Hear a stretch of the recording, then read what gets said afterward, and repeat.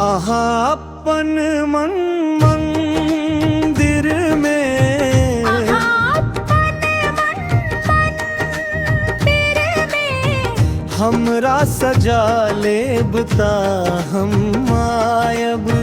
आहा सतरंगी फूल के माला, गुथी लेबता हम आयब। आहा अपन मन मंदिर में,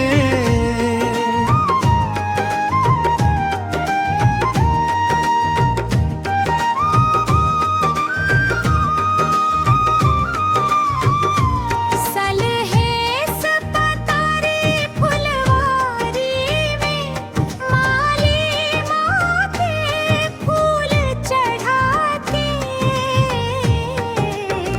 संगहि जीवा के प्रेम जाल बुनी लेबता हम आयब। आहा अपन मन मंदिर में,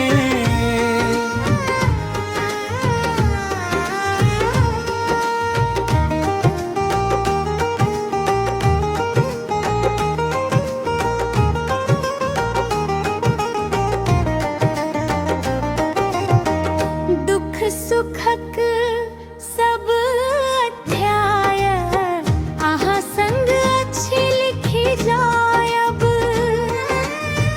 राती केर तारा चांदनी में नैनक मोनक दीप जलायब। आहा अपन मन मंदिर में,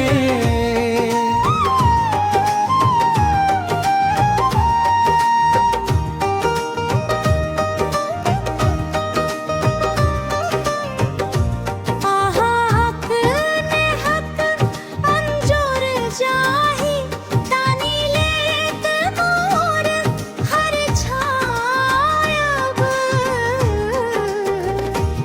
आहा मोनक आंगन खोली बोली देबता हम